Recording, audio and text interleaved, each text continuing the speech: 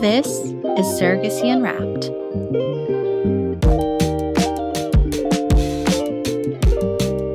Today's episode, More Than a Week, kicking off National Infertility Awareness Week.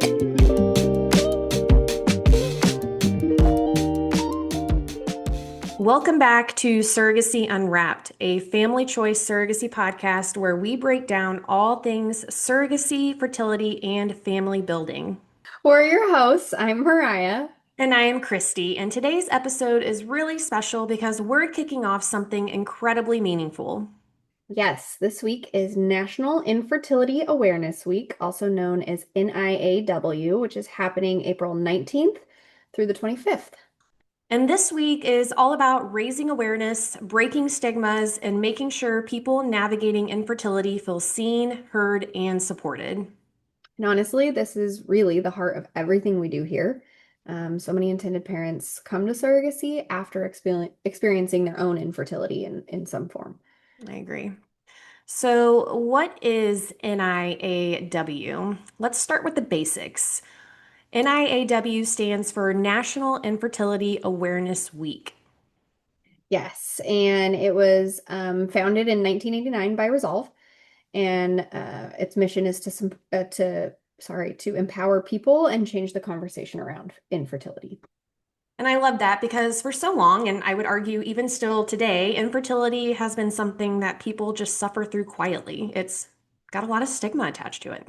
Yeah, exactly. The goal of the week is to just bring these conversations out into the open, educating the public, advocating for better access to care, which is a really big one, Yeah. and helping people feel less alone because this is an isolating journey and sometimes it's emotionally exhausting to discuss. It really is. And infertility affects so many people, but it doesn't always look the way that people expect it to. Yes. So this year's theme is more than, and I really love that. I think it's one of the most powerful themes that they've had. Yeah, it's all about recognizing that infertility is more than a diagnosis, more than statistics, and more than a stereotype.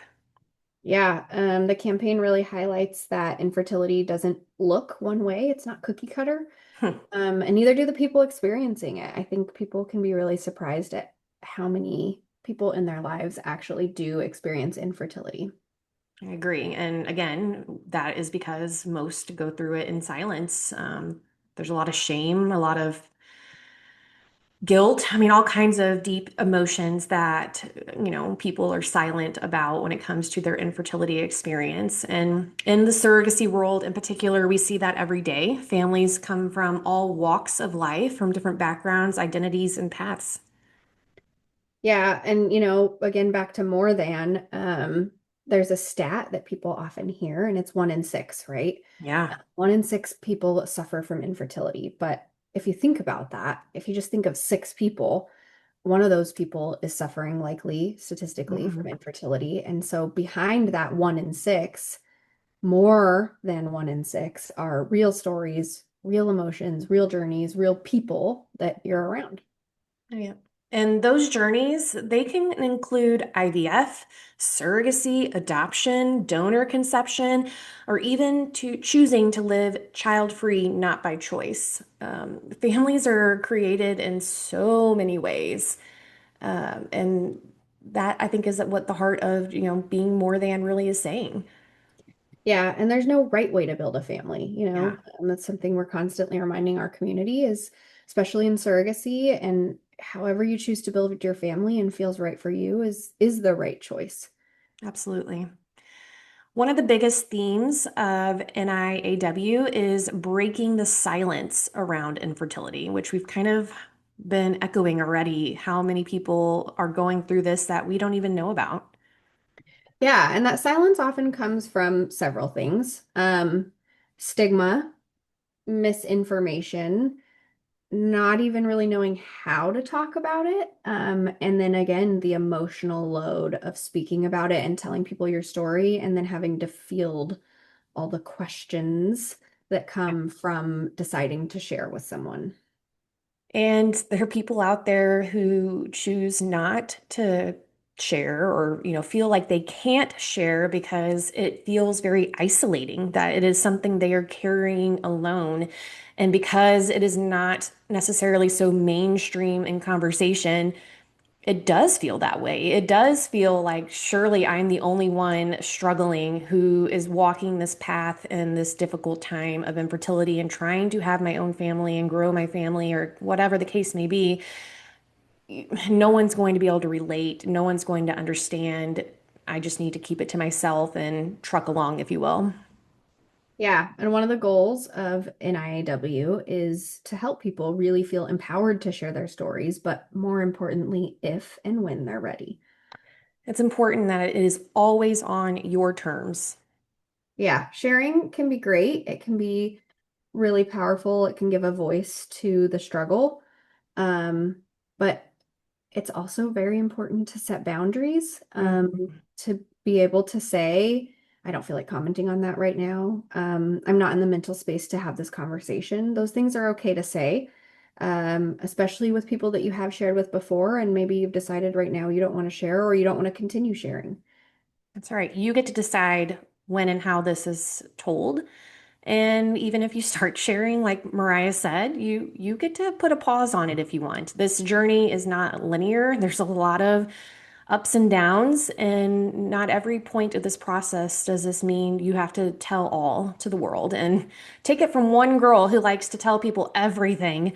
Um, this is your life, your story, your journey, and how you choose to share it is up to you. Yeah. We've seen firsthand, though, how storytelling can build connections. So, if and when you are ready, we have seen that sharing your journey, your story with infertility helps others to feel less isolated and can help really create a sense of community. Yeah. So, moving into something really interactive is the NIAW 5-day challenge. Yeah, so I love the 5-day challenge. I have been kind of the facilitator over at Family Choice with the 5-day NIAW challenge week and helping people at our agency participate. We have a lot of surrogates who like to participate with us, intended parents who like to get involved, and then we as the agency are also great supporters of NIAW. And so participating in the challenge week is something we enjoy being a part of. Yeah, and they're doing it a little bit differently this year. I think they're maybe not doing the advocacy day, which we're used to kind of participating in and seeing. Mhm. But I believe for the 5-day challenge, day one is hashtag more than my journey. So sharing your story in whatever way feels right. And that could be pretty much anything, where you are right now, what you have been through, or even just how you are feeling. Maybe you just received this infertility diagnosis and you haven't really taken the next step. That's okay. It's still your journey, and that's, the beginning of it. So, this day one is just the opportunity to share whatever part of your story feels comfortable sharing at that time. Yeah, and then day two, they move into hashtag more than alone, which is highlighting the support systems in an infertility journey. Yes. And I wanted to say before we continue explaining that the intent is these things are being shared on your social media accounts. Ah, yes. That might be a little more helpful to understand. You can find the 5-day challenge details on the NIAW website. It'll break it down, everything we're sharing right now. But the intent is you are participating each day on your socials, sharing these hashtags and participating in whatever the challenge is associated with the hashtag. So back to what Mariah said, day two, hashtag more than alone, supporting and highlighting your support systems, which is important because support can look like your partner, a friend, or even an online community.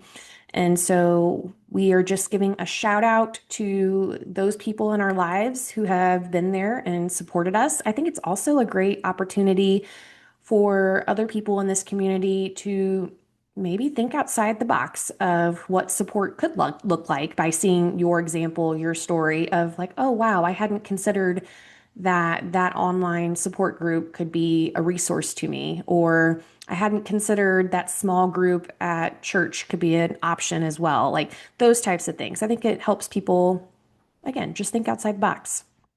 Yeah, I'm really glad you mentioned the online community. I think that's where so many people turn Yes. in times of infertility. And while that is such a great support, I've heard before, that it's still lonely because they're not in person. They can't go to lunch with you. And so then Mm-hmm. they turn online, but online is also where a lot of their negativity and like more difficult things stem from is all the flooding of online um or social media. Yeah, And so, that's a challenge to navigate when that might be your only support. you're right. So yeah. Well, day 3 is wear orange, which is the official color of infertility awareness.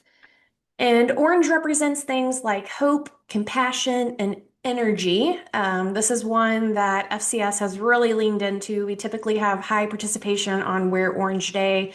Um, it's tangible. It's honestly, it's easy. It's an easy way to show that you are standing united with those experiencing infertility and infertility awareness. Yeah, yeah, definitely. Day 4 is hashtag more than barriers. So it's really focusing on advocacy and changes people want to see, policies, lots of different things. Yes, and this could be access to care, insurance coverage, or just better education. And back to what Mariah said not too long ago, they did for the past several years have a day dedicated to advocacy, and we would participate.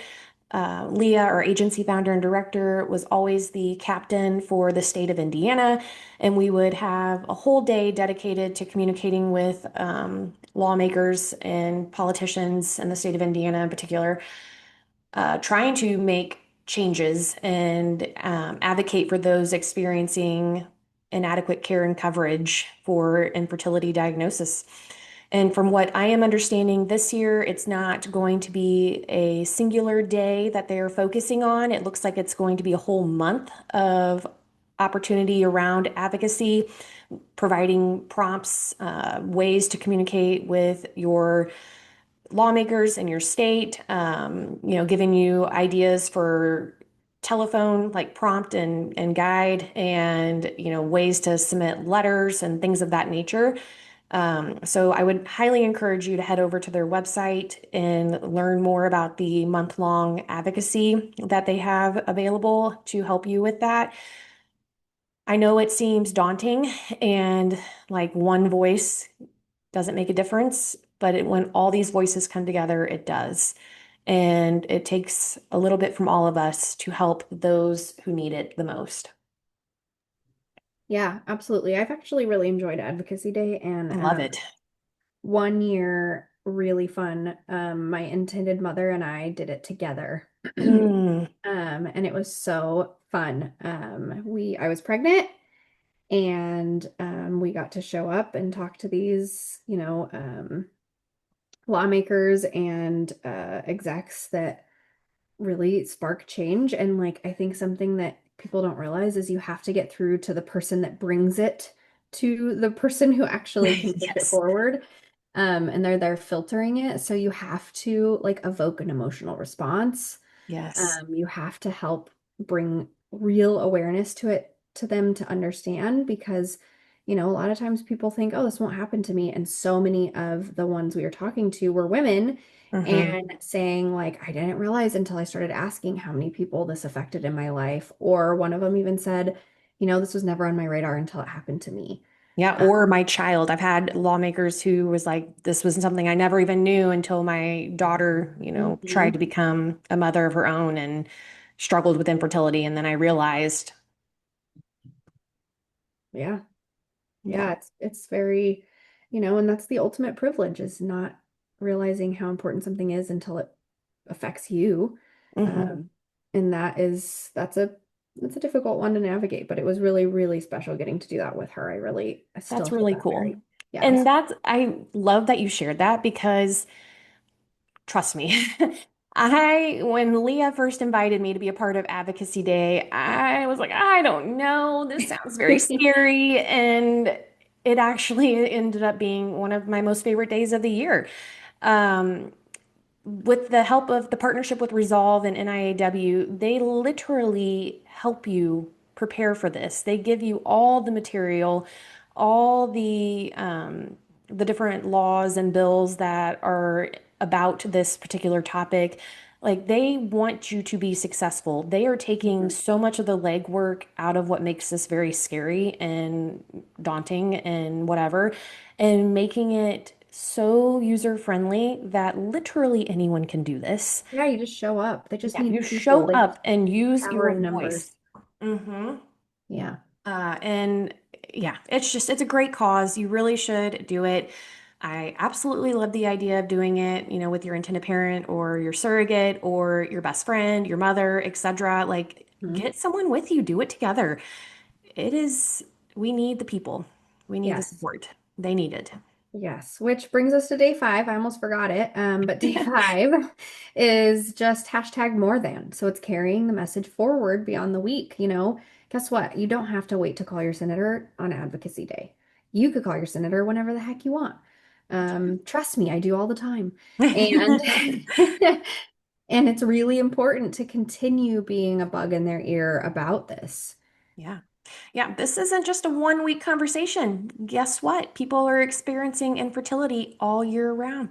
Mhm. And it is something that people are going to continue to experience. And not just this week should highlight it. It should be something that we are helping normalize and make easier for people to get the support they need in real time. Yeah. So let's bring this back to surrogacy because that is where many of our listeners are. Yes, for a lot of intended parents, surrogacy is really part of their more than story.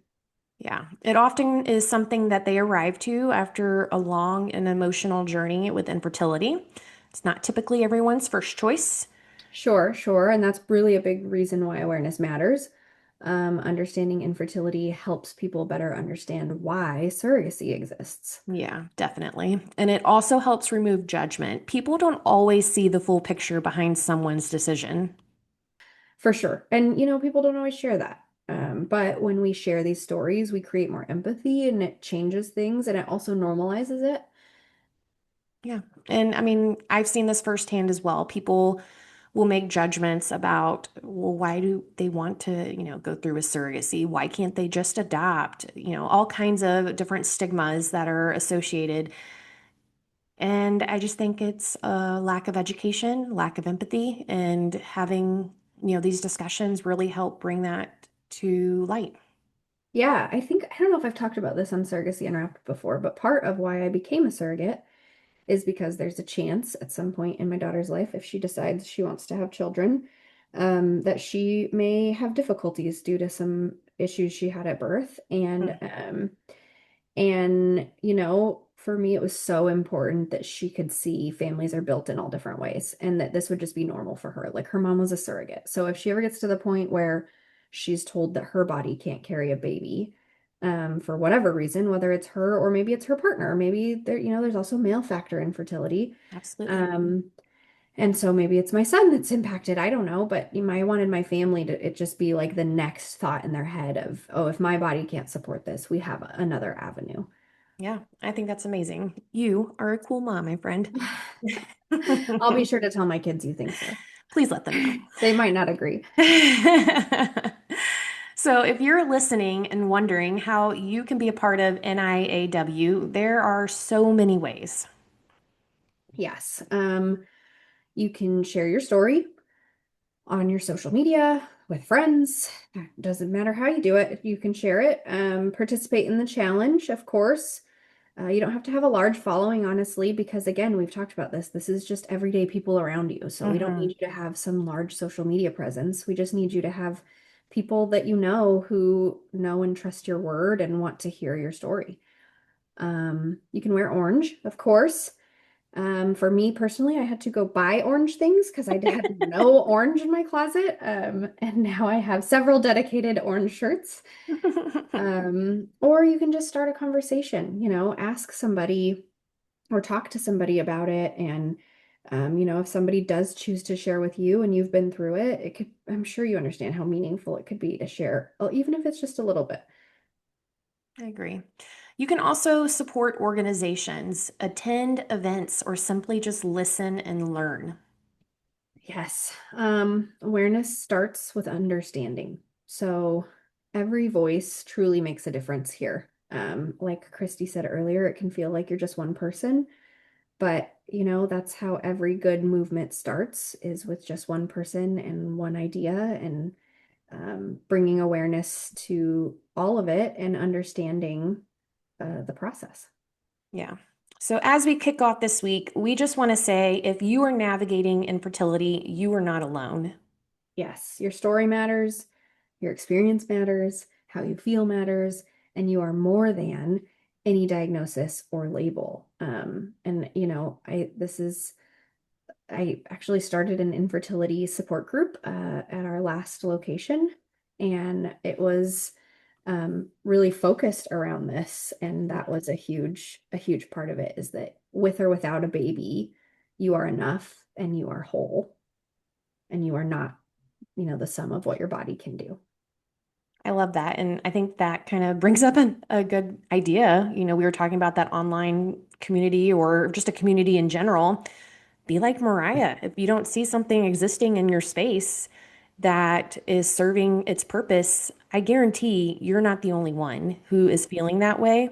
And if you have the capacity to create that group, do it. I Mhm.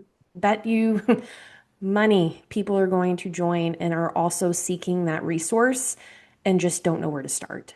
Oh yeah. And I mean, I started it as a doula, a birth doula, Mm. and a my best friend did it with me who had gone through infertility herself. Um, and that was it. It was just the two of us, and we got so many people that would show up. And we held it in our house. They would just come to my house and sit in my living room. And we called it Braving Infertility because we Aw. always said that you have to be really brave. Yeah. It's really, really hard. So I completely agree. You don't have to be some qualified person or expert in infertility. You can just be someone going through it and wanting to hold Mhm. space. That's right. So we'll be sharing more throughout this week. So be sure to follow along and join the conversation, participate in the challenges with us. Yes, yes. And if the episode resonated with you, please share it. Send it to someone who might need to hear this, who might need just the encouragement to keep going or that they're not alone and just know that, we see you and we're here and we understand. Thank you all for joining and listening to Surrogacy Unwrapped.